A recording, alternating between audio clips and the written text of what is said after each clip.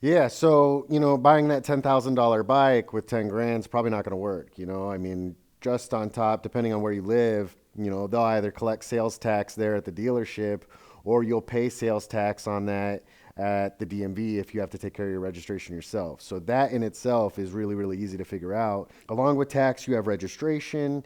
If it's a new bike, you'll have freight or destination. Normally, there's some setup involved because these bikes come in crates and they're sent to the dealership, and these guys got to prep it and stuff like that. Um, dock fees, dealer overhead costs. That's a common one. And then among other things, different states will have different fees depending on where you're at. But those are the typical ones.